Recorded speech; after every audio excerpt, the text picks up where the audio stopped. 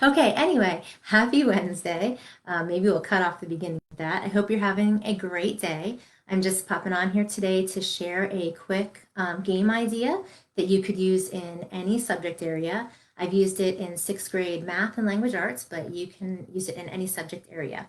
All you have to do is think of questions that fit in the truth category or the dare category because the game is called Truth or Dare. And kids love playing this at the middle school level because, it's truth or dare. So the way this works with my paper version is students get into groups of 3 or 4.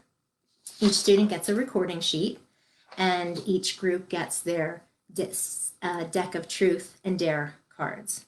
Okay, so when students decide who goes first, the first student will pick a card. They can decide if they want a truth or if they want a dare. So if they choose a truth,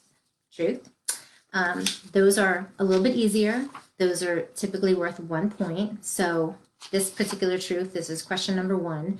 Radius is the distance across a circle. So a student would have to decide if they believe that was true or false.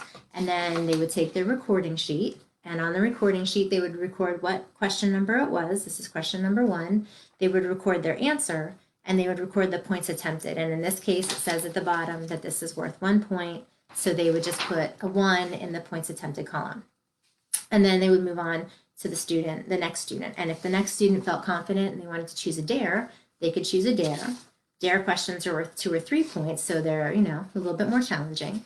This particular one is question number 20, and it says the area of a circle is 254.34 feet squared. What is its radius? So since this one is 3 points, the student would then take on their recording sheet. They would write down, it's question number 20. They would write down their work and their answer to that question. Under points attempted, they would put 3 points, and then they would finish and go to the next student. So students might have some conversation when they're answering the questions. They might have some discussion, but it is ultimately up to the student to decide what their answer is and record their answer on that answer sheet.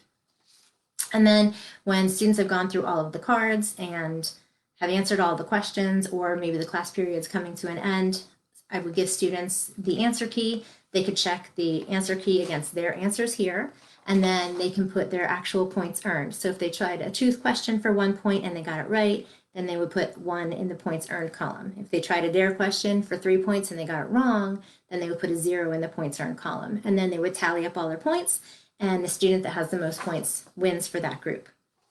And that's how it goes. So students really love it. And again, as I said, you can adapt it to any content area as long as you can have enough questions in the truth category and in the dare category. And that is about it. If you have any questions, feel free to drop questions down into the comments.